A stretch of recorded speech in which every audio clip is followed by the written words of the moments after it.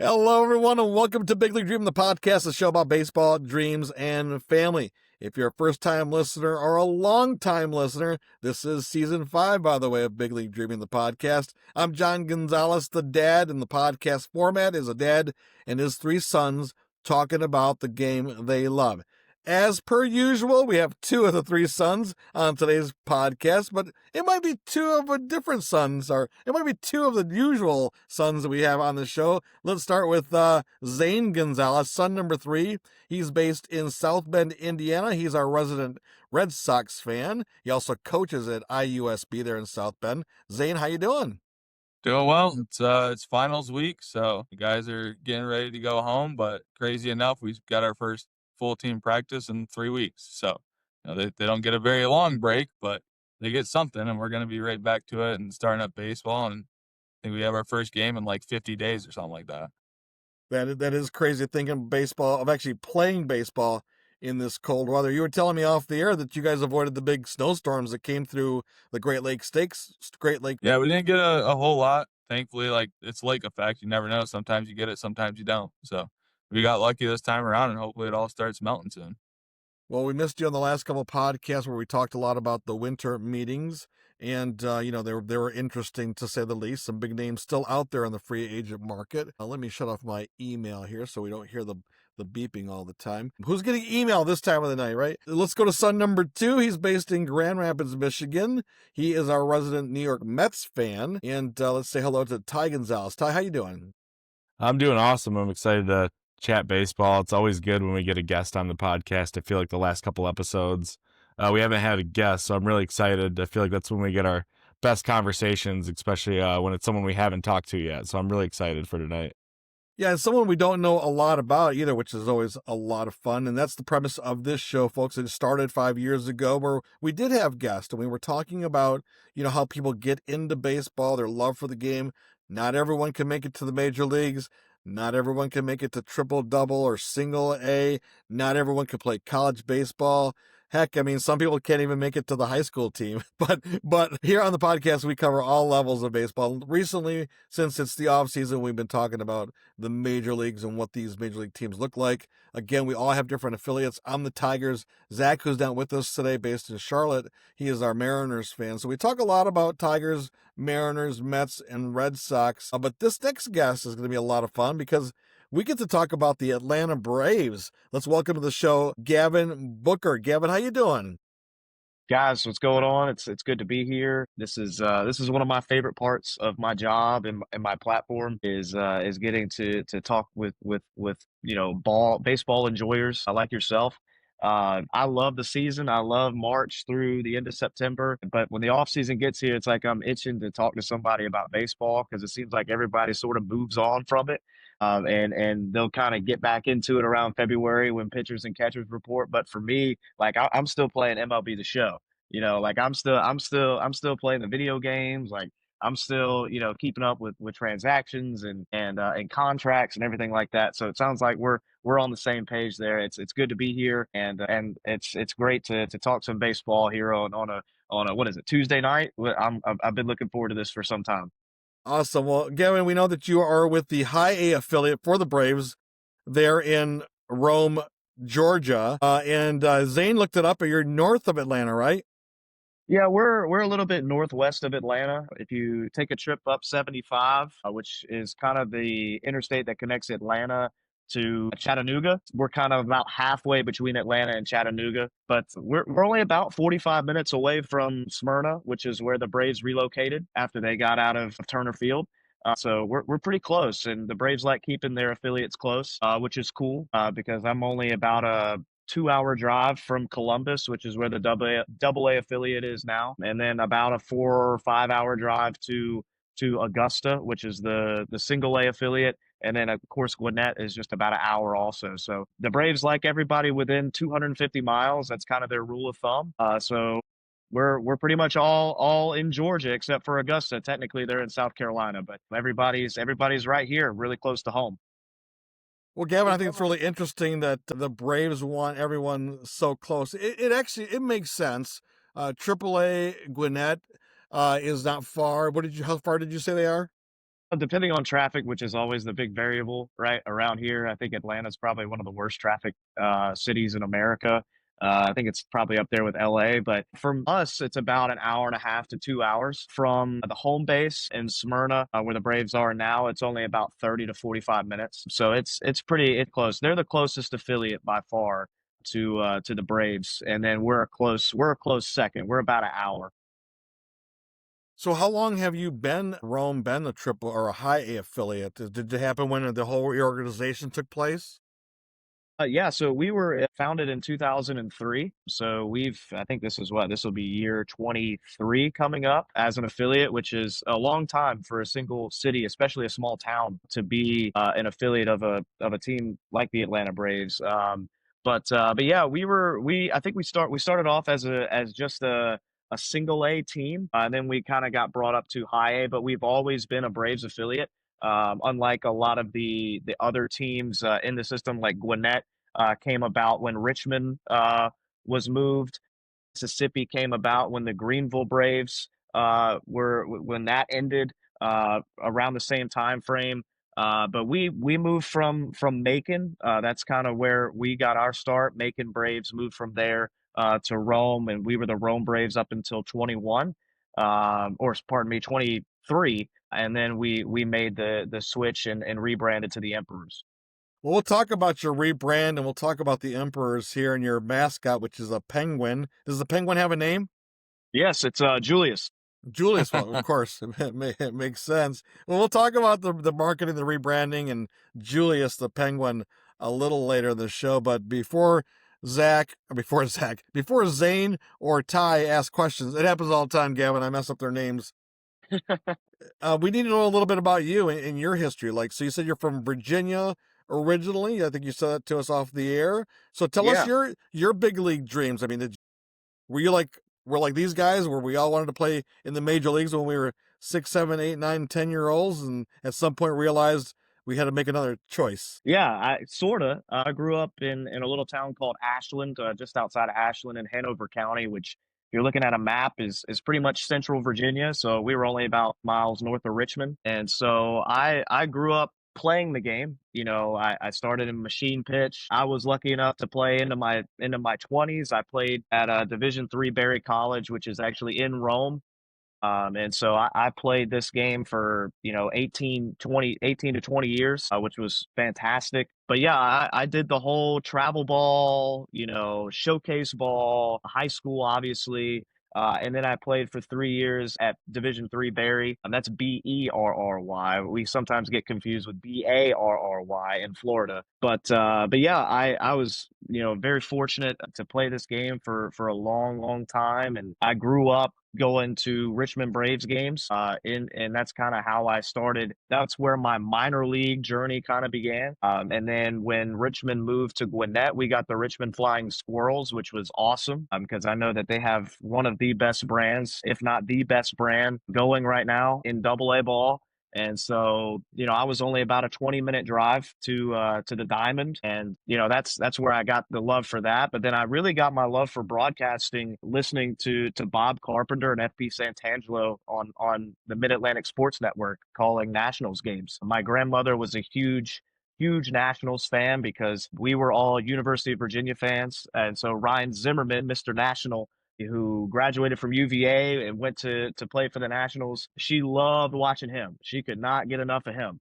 And so whenever I would go over to their house, go over to my grandparents' house, or take vacations with them, it was all about the Nationals, right? And so I got used to listening to Bob Carpenter and Bob and FP on Masson call games, and I started trying to emulate that myself. When I was playing, Xbox and PlayStation growing up, my parents would have to kick me out of the room. They'd have to send me upstairs because I would mute the TV and I would do the broadcast myself because I felt like I could do a little bit better job than the people that they had put on the game. But that's kind of how I knew I had an affinity for it. I mean, before I ever called my first baseball game, I felt like I had called 1,000 of them just in my bedroom or in my living room. And so when I got done playing at Barry after my junior year, I decided that, it was time for me to if I wanted to stay in baseball, that I would need to find another route. I was always undersized. I'm just 5'7", and I played D3. So it was like, this is either going to end next year or I can do something myself to try to prolong this. And I feel like I have a gift in the broadcasting realm of things. And so I started broadcasting games. I started off in a summer league the summer after my junior year and received a lot of positive feedback from that. And so I kind of had this dream from then to make it to the minor league level at some point, and very fortunate that 3 years later I got an internship with the Rome Braves, as we were known then, and then I was the primary play-by-play for the Emperors in their inaugural season in 24, and then last year in 25. So obviously, I have aspirations now. Like I reset my goals of, now my next goal is to try to get obviously to a double A level, because I feel like that's really the gateway to getting to where I want to be broadcasting wise. But also, I would love to be able to call a spring training game. Those are kind of my next goals that I have set for myself. But right now, it's just about getting ready for 2026 and getting ready to call another 90 games, something like that. So it's a grind, and right now I'm caught up in basketball and football still. I've still got those seasons going on, but man, it's fall's right around the corner, and like I said, right now my focus is on 26 and making sure 26 is the best that it can be from a broadcast, from a production standpoint as well. So that's kind of a brief synopsis of kind of how I got to where I am. I've had a lot of people to thank. I have a lot of people to thank, and a lot of opportunities have fallen my way, and have really given me direction. Though at the same time, to be like, did these opportunities really come my way for me to get out of this right when it's starting to get tough, or right when the grind is starting to get real? I don't think so. So it's been a ride, and like I said, I'm looking forward to what the future holds. Well, Gavin, thank you for the recap. We appreciate it. I mean, obviously you have a lot of passion for the game. And that's what it takes. Moving to the next level is not only having the passion, but willing to put in the work. And it sounds like you're doing both of those things. I'll go to Zane next for the first question. Zane knows a little bit about, scouting at the Division III level. He does a lot of scouting for his team and recruiting. Zane also has been down there a few times to Georgia. And also, Zane, you coached in summer ball, so you know what it's like to see those interns, right, that come to the summer leagues, the summer collegiate leagues, and all those interns running around trying to do something. So I'll let you fire away at Gavin, because you probably have a few questions for him. Yeah, no, I mean that was probably going to be my question, was what league you were in, and what were kind of some of the highlights of that. Like when I was coaching in the Northwoods League for 3 summers, and those play-by-play guys were, they're young, they're inexperienced, but like that, it's awesome because like you get to see them really like test new things out, figure it out as they go. And it's always a lot of fun to have those guys around, and they, you get to teach them about baseball a little bit more, like the intricacies of like the other side of it, not just what you see. So kind of where were you at during that, and what was kind of some of the highlights of doing that? Yeah, so I started off with, it was with a team in their inaugural season, actually, the Waleska Wild Things, and they were in the Sun Belt League, which is, pretty much just Georgia, and there was a team in Alabama, which is another team that I actually worked for also. But now I think it's still just a Georgia league primarily. So a lot of kids from we do see it was a league that did see some good Division I talent. Got some kids that were drafted out of there. Tamar Johnson being a big name, who was I think third or fourth overall by the Pirates when I was in that league, which was cool. But it's a lot of Division II, Division III JUCO guys, which makes it interesting, makes it fun. It makes for some long nights because you can get some walk fests in those types of games. But yeah, I started with Waleska Wild Things. They were playing out of Reinhardt University, which is a JUCO, and then my second season was with the Chakalaka Monsters, and that was a team out of Oxford, Alabama. And we played out of a little really nice sports complex there. And that was actually where I got my real radio experience and my debut on the radio. I was on 69 WVOK out of Oxford, Anniston. And really my greatest memory from that was my first ever game that I broadcasted, which was actually in Columbus, so the home of the Klingstones now, that they moved, Double A moved from Mississippi to Columbus. This was before all the renovations. It was known as Golden Park back then, and it was actually a Olympic site back when Atlanta hosted the Olympics. So it's a old ballpark. It had a brick wall in the outfield. It had some character, but my greatest memory was getting to the park. And granted, I'd never called a baseball game before in my life, not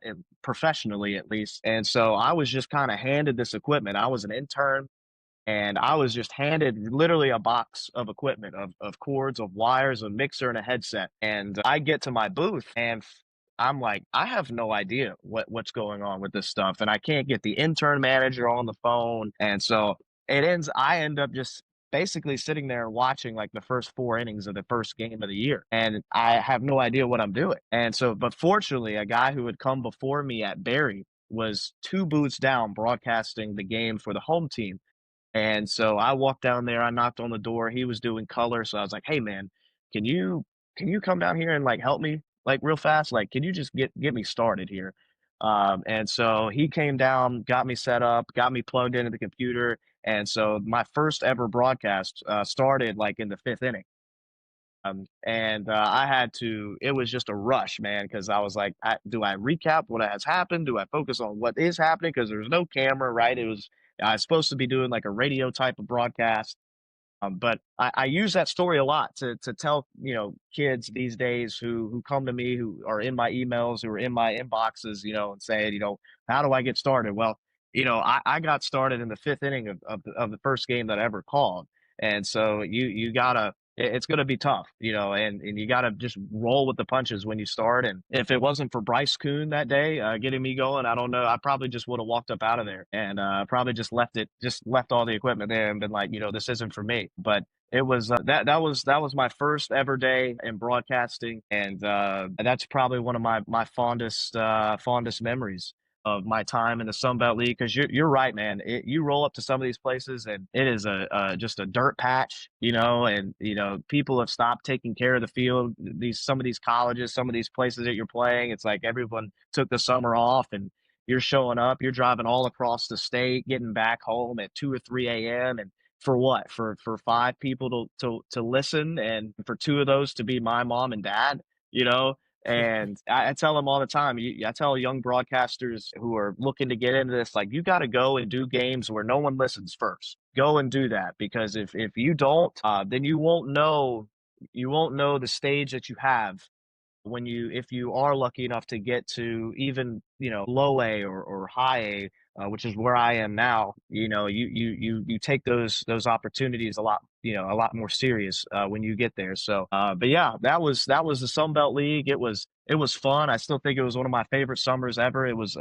We played a 28 game season, so it was pretty much just June and July, and it was spectacular. And I was sleeping on people's couches. I would drive to Alabama. I'd sleep on my GM's couch there for 2 nights, 2 or 3 nights a week, and then drive back across the state line. And sometimes I'd be driving the team van with all the equipment in it. I'd get suckered into that, and I'd drive that, but they'd pay for my gas, so I'd agree to it, and I mean, I was getting paid like probably like $500 a month, to do that. And I had a job at school. I was living on campus because they had a deal where if you worked 40 hours a week on campus at Barry, you got your housing for free over the summer. So it was like, man, I was slinging deals left and right to chase this thing. And I'm still doing that, really. It doesn't really stop. If you want to do this and you want to stay in it, then you do what's necessary on the side, and you put in the 90-hour weeks to fund this endeavor. So but yeah, man, that was the Sun Belt League, the SBL out of Georgia. It was fun. Ty, you want to That's- jump in next? Yeah, I was gonna say that's awesome, man. Like, I just love listening to your story and your passion and how passionate you are about broadcasting. Like, I loved you saying, when you're a kid, you're in your living room and you're broadcasting games already. Like, I just love the passion that you have. Already have your goal set on double A or even calling a spring training game sometime in the future. I guess something that I've never asked a broadcaster before, but we ask players and coaches all the time on this podcast. And it just crossed my mind when I was listening to you talk. What are like some things a broadcaster can do to like become a better broadcaster, if that makes sense? Like, if you're already practicing when you're a kid, do you still do things like that? Or is it more of like a research thing? Like, do you listen back to some of your old games that you called? Like, Sure. how do you get better at broadcasting? Yeah, I think it's different for everybody because I've met broadcasters in our league, in the South Atlantic League, when they travel to us or when I travel to them, who have different takes on what they do to, because really a big thing is listening back to yourself, which is a hard thing for some people to do. It's hard for me to do, is to listen, is to hear myself. I hate it when I'm scrolling through Twitter after the game and I see highlights from our game and it's me, and it's like, I hate that. Like, I just keep scrolling. Like, I don't want to hear it. I just got done doing it. I want to put it down and be done with it for the night, you know? But that's a big one, is listening back. And I try to do that in the off season. I try to just get, 15, 20 minutes a day of just pick a random day on our schedule and just go in and fast forward through the game and pick up right there and see how much of the game and how much of the story am I telling? Can I figure out what the importance of this game is? It can get difficult to do as a storyteller in the middle of a 132 game season, right? To show up to the park and have these things that we're looking for today, and what are the storylines, and how do we frame these 9 innings, right? So that's what I like to do in the off season. I always ask people when they come to me and like, hey man, what can I do to be better? I'm like, well, first, how's your writing? Are you writing enough? And they look at me with a puzzled look on their face, and I'm like, for me, I was always a really good writer. I could write an AP style, right? I could write press releases, I could write whatever, but I could also write colorfully. And so if you're not reading and writing enough, then I feel like your vocabulary and the way that you say things isn't going to be varied enough. And so I always ask. I try to stay as on top of my writing as I can. I was doing some writing for an SB Nation site. I still do some writing for an SB Nation site. I write all the press releases and articles that go on our Emperor's website, and so that's what keeps me kind of fresh, I think.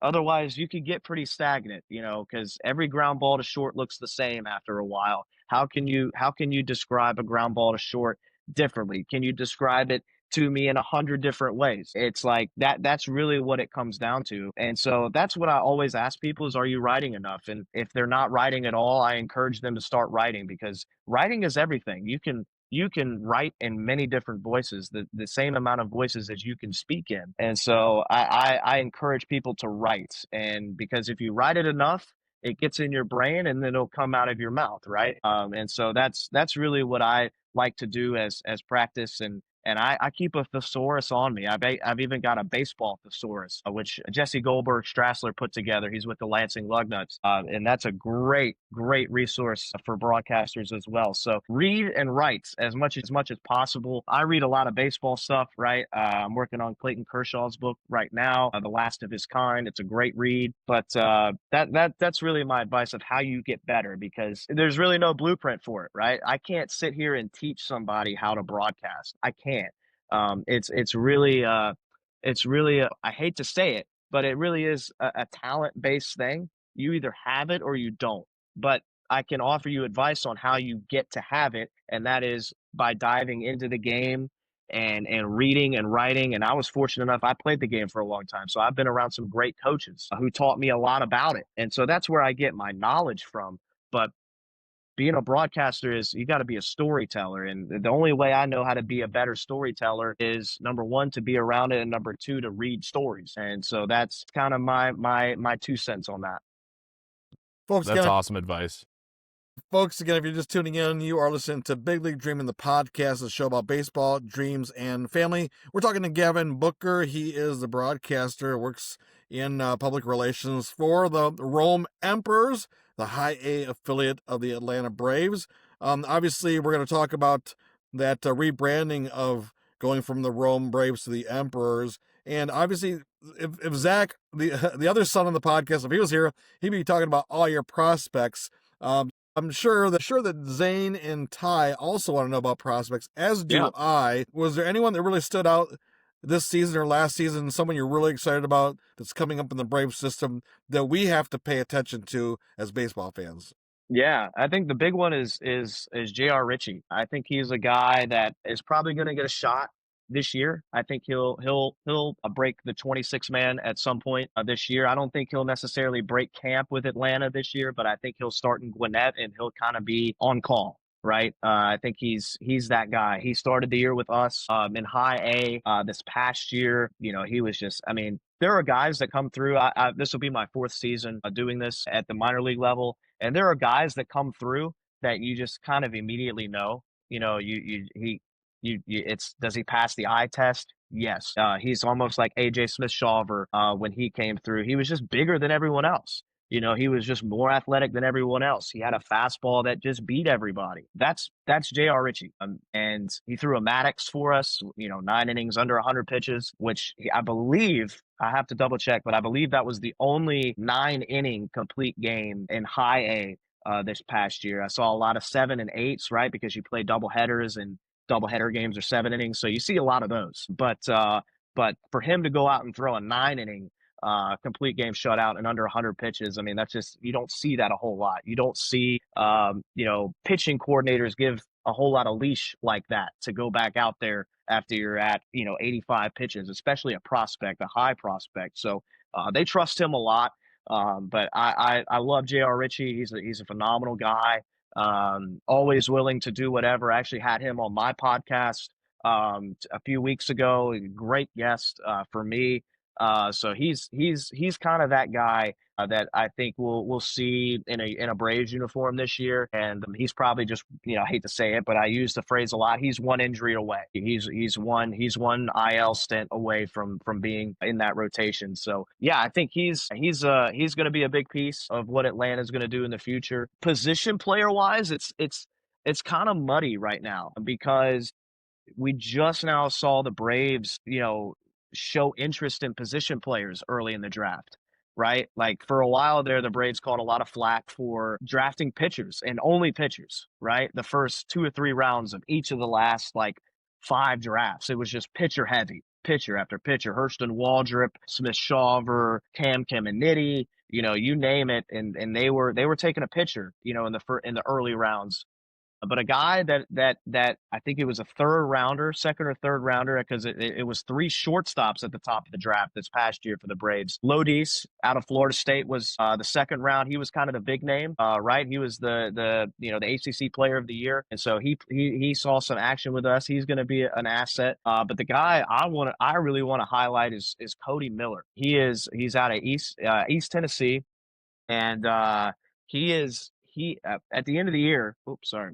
Camera fell over. At the end of the year, I sat down with our hitting coach and our manager, and it's just a game we like to do, and we just like playing game. Like we'll say, you know, who's the best raw talent guy. Write a name down, pass it to the man to the left, and let's see, you know, who you guys have. I want to pick their brain, right? And so one of the last questions I had for them was, who is the best athlete? Who's the best athlete on our roster currently? And so a lot of times we get, you know, 2 out of the 3 of the same name, right? Who has the best fastball? Who has the best curveball? Who has this? Who has that? Who steals bases the best? But this time we all wrote a name down, passed it to the left, opened it up, and all 3 of us said Cody Miller because he's the best athlete on our team, on our roster to finish the year, no doubt about it. So I'm really looking forward to what he does this year. He's a college guy, so he's a little bit older, but man, he's fast. He rotated between short and third, and he's probably breaking camp in Double-A. I would be surprised if he breaks camp with us, but I think he'll probably be a Columbus Clingstone to start the year, and then I'm excited to see where he goes. I think he's probably a good 2-hole hitter, maybe a bottom 3 hitter, but he's the guy that I've been telling everybody, look, you know, you can look at Caminiti, you can look at Tate Southesine, who was our first round pick this past year, and you can look at Lodis. Lodis is good. Like, he's a college shortstop. He's ACC Player of the Year, right? So he's gonna be good, but don't overlook Cody Miller because he's coming fast. Those are kind of my 2 guys. If I had to pick one pitcher and one position player, but I could talk about this for 45 minutes. We could take up the rest of the podcast talking about these guys. But those are my 2 names for you guys. Well, that's funny because I was gonna ask, like, who's the guy that's like, yeah, keep an eye on. So Cody Miller's probably a guy that people should look up and like be like, okay, is this like the next guy that might shoot up the rankings? But Yeah. Let me put it this way. So at the end of the year, I'm in charge of uh, making sure like our our stock is good as far as like, do we have signed baseballs for like people so that we could like give away as prizes next year? Because they're like, I wanted to grab Lodis because like Lodis is like, I'm not sure if he's going to be here, right? So most of the time I choose like the top prospects on our team. I bring a case of baseballs down. I'm like, can you guys sign these for future fans? So that we have prizes, so that we have giveaways, raffle prize, whatever it may be, right? And so I made sure I was like, Cody's going to sign 3 of these baseballs because I'm not missing out on Cody Miller while if he's not here next year. So, but yeah, those I made sure that Cody signed for us so that we have stuff to give away next year. And yeah, Cody's not a top 30 guy, which is surprising to me. But I just don't think enough eyes have been on him yet. I think that he'll probably once they see a spring training of Cody Miller and maybe even the first month or two of his season next year, I think he'll be I think he'll be safely in the top 30. Well, I mean, it's good that like you know Dad and Ty give me and Zach a little bit of a hard time because we follow the prospects a lot Hmm. closer than they do a little bit. But one I wanted to talk to you about was Vaughn Grissom, since he just Okay. got traded from the Red Sox over to the Angels, and I'm sure a lot of people are hearing his name a little bit for the first time. And I know our scope is, it's a podcast, so people in California could listen to this. So, but he came from the Braves in that Chris Sale trade. So, obviously a lot of Red Sox people weren't happy with Vaughn Grissom or felt like he didn't give a chance with the Red Sox. But what did you see when he was in Rome? I mean, Vaughn first and foremost is such a high caliber guy as far as personality and presence. When you're around professional ball players, it's kind of 50-50, and it may even be like 40 as in like 60% of the time they're not necessarily guys I would hang out with outside of the stadium, right? But there's Vaughn is one of the 40 that I would. Vaughn is he was I just with Vaughn I never really saw where he fit in, right? I knew everyone knows he's capable, right? Everyone knows that he's got the hit tool and that he can play defense, right? But it's just a matter of, at least with the Braves, it was a matter of, okay, well, where is he slotting in? Right? Like what's the future plan for him? And I just didn't I didn't see it with Atlanta. And it's almost I kind of got the same vibe with Nacho Alvarez, who actually got significant playing time this year with Austin Riley going down. With Austin Riley back, he's kind of back in that boat, especially with Ha-Sung Kim being signed to today. It's like, okay, Nacho, like you're a top prospect, but where are you finding your home? Because you're too talented to be on the 26 man and riding the pine, and maybe seeing action once a week, right? And you're way too talented to be in AAA, so you're kind of this quadruple A guy. And so that was what I thought about Vaughn when he was in the Brave system. But I mean, he's a ball player.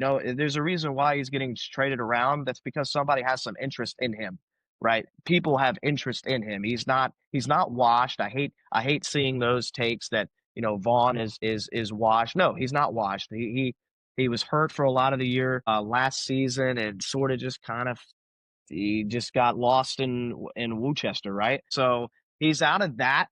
He's out of that system. Which, by the way, Boston's prospects and the way Boston handles their minor league is incredible. They have, I would, year in, year out, regardless of where they fall in prospect rankings, like they're gonna generate some talent and they're gonna pull guys out of the Dominican Republic or Venezuela, wherever it may be, and they're gonna be studs. So it's easy to get lost in a Red Sox organization, in a Red Sox Double A or a Red Sox Triple A. So I like it. I think it's always good for people to get new and fresh starts and get new looks and have new hitting coordinators. So sometimes that's all a guy needs is to get just one more opinion from somebody, from a different coordinator, have a different approach to how he goes up to the plate. So I'm interested to see where he sticks. Is he a second baseman? Is he a shortstop?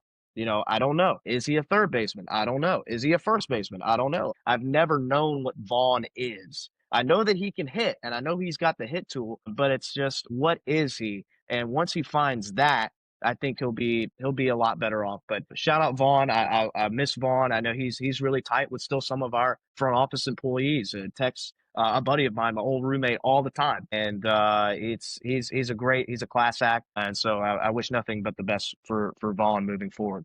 Yeah, I think him getting traded out of the system was probably the best thing. I think for him, 100%. he's one of those guys where it's just like you see people like that in professional baseball, and you're like, man, you just really want them to get a shot, and sometimes they're just in the wrong system and need to get moved, and that's probably best for both parties. Yeah, I think he needed to get moved from Atlanta, and I think he needed to get moved from Boston. I think those were both good moves from him. This is not a knock on Vaughn, but right now, I don't think he's a big market guy. And he was stuck with two big market teams. If you're gonna, guys are big market immediately. I didn't never got that impression that he was a big market guy, that he was going to be an everyday guy in Atlanta, and I don't think he was going to be an everyday guy in Boston. But now with a new lease, maybe he is that. So we'll see. I agree though. I think it was good for him to get out of here. You always want to see guys, like we had a guy traded in the middle of the year from our team, and he was all smiles. He's like, man, I didn't see I didn't see a future here. Right. Like he was an outfielder, and look at what you're looking up to in the outfield. Right. Like look at who's in front of you in the outfield, and you tell me where you think you slot in there. And so he gets traded to the Pirates. His name is Titus Dimitri. He gets traded to the Pirates, and all of a sudden he's playing a lot better. Right? Maybe that's a symptom of, hey, like I got a chance here, right? Like if I do what I'm supposed to do, and I'm a 260 hitter and I hit 12, 14 bombs, yeah, I could find myself in Indianapolis, and then I'm one phone call away. So sometimes it's the best thing. I know it's probably sad for Worcester fans and Red Sox fans, because I'm sure they love Vaughn. But sometimes it's the best thing that can happen. Again, folks, we're talking to Gavin Booker, broadcaster media relations for the Rome Emperors. And let's go to Ty before we talk about the marketing of the Rome Emperors, because obviously it's a great name. The Penguin's awesome. It's a good shtick. Can't wait to hear how it started. But Ty, why don't you wrap up the baseball stuff for us? Well, I got kind of a interesting one, or a fun one, and gonna kind of test your baseball movie knowledge here real quickly. Boy. It's not very good, just to preface. Let's ask you, dude. But go ahead. I was going to ask you, are you familiar with the baseball movie Rookie of the Year? Yeah, is that the one with the kid he's with the Cubs, right? Yeah. Okay, I am familiar with that one. It's been a while, but I am familiar with that one. Okay, so there's a scene in that movie, and I thought of it when you were telling your story about getting your debut broadcast in the fifth inning, starting in the fifth inning, and there's a scene in that movie where there's the two broadcasters for the Cubs, and they're shuffling around all these chords and just like all discombobulated. And the guy gets them plugged in, and they're talking and, talking back and forth. He's like, hey, we're on the air right now. And he's like, oh, we're on the air. I thought of that because you kind of had like the opposite of that. Have you had that moment in broadcasting for minor leagues where you're like, oh, hey, we're on the air right now? Has that happened? Fortunately, it hasn't. I could tell you something weird that did happen. We were, I think it was my first year, so I think it was 24. For whatever reason, and plus, okay, so we're in an old stadium, right? Like it's 20. Yeah, what I say. Right? And so every week, like something is breaking, right? Like a stereo is down, the music computer just shuts off mid game, like stuff happens all the time. And so I remember I'm going on for my pregame show, just a random midweek game. And I go into my pregame show, I hit the record button, hit the bumper, I'm going in. And when I talk, my voice is going out over the bowl. So my voice is going out where the PA voice should be going out. And so it took me all of 5 seconds to know that something was very, very wrong. And so it's like a scene out of Brockmire right there. Yeah. And so I'm like, well, this is not going to work. Like that's not how it should work. So, because usually my voice is going out over the concourse, and so you don't hear that from the field. But yeah, for the first 10 seconds, I was, getting into the pregame open and it was going out over the speakers as the grounds crew is getting like the field dressed and ready to go. And like fans were like, what is happening? Like, and so that was one of those moments where it's like, okay, what, come on, like, how does this happen? But I've had some, stuff like that just happens, all the time, and you just have to figure it out. But that was definitely one of those moments. Here's something cool. Like, I don't have a color guy. Like, it's just me every single game. Unless I have a guest, it's just me for, 3.5, 4 hours a night.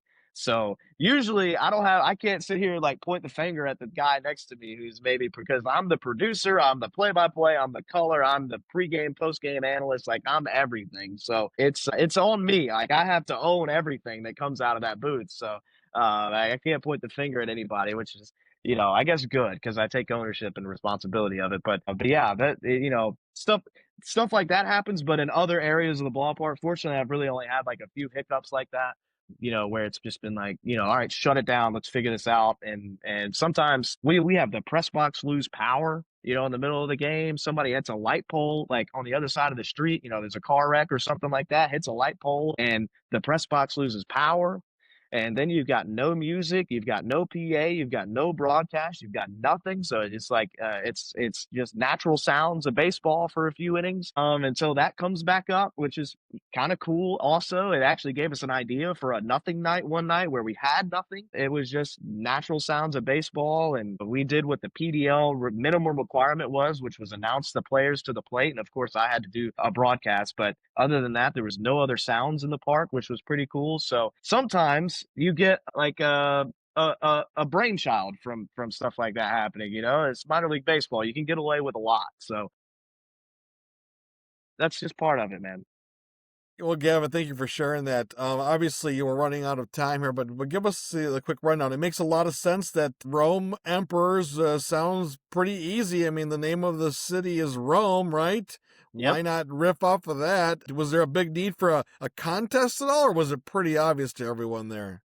Well, we kind of had it narrowed down to three names, and so we were either going to be the Emperors, we were going to be the 70s because we are the city of Seven Hills, Three Rivers, Mm. or we were going to be the Eos because we would be the Romeos. You don't get that?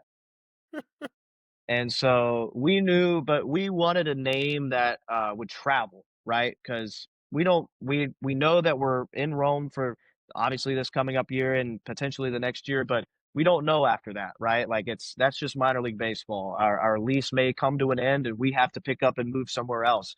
So number one, we wanted a name that traveled. Number two, the Emperors made sense just because of obviously we could twist that into a bird, right? We could twist that into the emperor penguin, and birds do really well in baseball. You've got the Orioles, you've got the Blue Jays, you got the Cardinals, right? And so birds typically do well. Flightless birds, it's flightless. So we're the first flightless bird in baseball, but we liked that aspect of it also. And so once we kind of had it narrowed down to those three, and we kind of saw the mock-ups of what those logos and what the branding could look like. It was really easy. Like it was an easy choice, and I love it. I love the penguin. I love this is our R logo for Rome. This was Nice. our 4th of July cap. No, two summers ago, this was our 4th of July cap.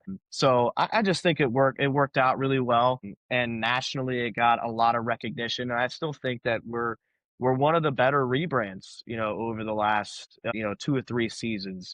So I think it worked out really well. I know that a big thing for us was merchandise because if you were coming to a Rome Braves game, you weren't wearing Rome Brave stuff. You were wearing Atlanta Braves stuff because it all said the same thing, right? It all was Braves. But I know that when we unveiled, I believe it was October of that year when we unveiled, we did $40,000 in merchandise sales in 24 hours. Wow. So that pretty much, I mean, in minor league baseball, that's someone's salary. You know, like that's huge. And so now we kind of have our own thing. And that's what's important is when I walk downtown Rome or when I go where I live now in Carrollton's about an hour away, like I'll be walking downtown and I'll see Emperor stuff and I immediately have brand recognition to that. Meanwhile, before it was all Braves. It was just we had our own hat and that was it. Like you knew a Rome Braves hat was different than an Atlanta Braves hat, but the uniforms, the apparel, what the players wore, what the fans wore, it was all the same as Atlanta. And we love Atlanta. Don't get me wrong. Like Atlanta is a great parent club because Braves country is far and wide. And people love the Atlanta Braves. So we wanted to just distance ourselves just enough from them to kind of be our own thing and be, you know, still an affiliate of the Braves, but you know, just to have our own branding and be able to recognize ourselves in public. Gavin, I wish I could see the Chakalaka Monster logo. I do. I have that. If you'd like to see it, would you like to see it? If you have it, yeah. Gotta see it. I could run and get it real fast. Hold on. Let me run and get it.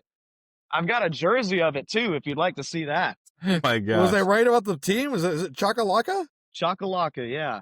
And these are some good hats and jerseys right here. So I can't wait for you to see them here. I'm gonna pull out the whole spread for you guys. I've been waiting for somebody to ask me about this. That's why That's college summer baseball right there. Yeah, this is exactly why I hang on to stuff. My fiance gets on to me about it, but you know, this is why. This for occasions like this.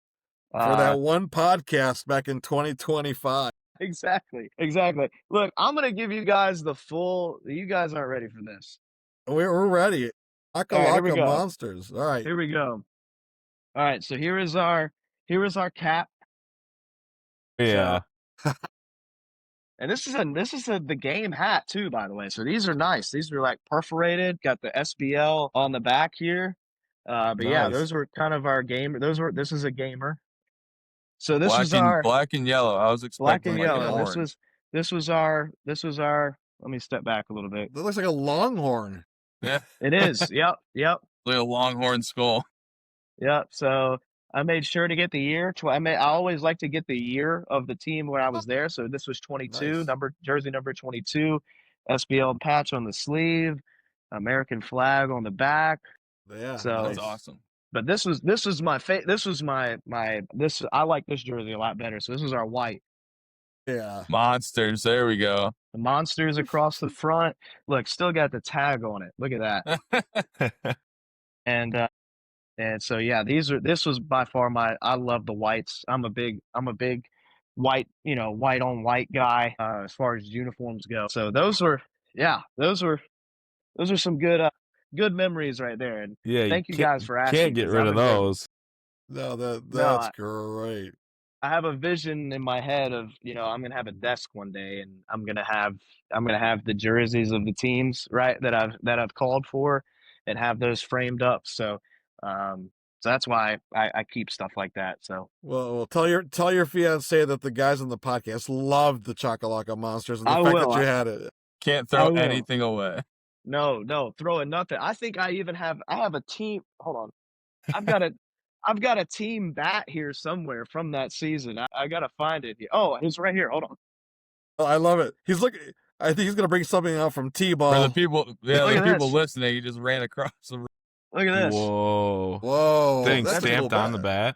That's a team. Yeah, stamped on the bat. We had a bat deal that year with Southern Timber.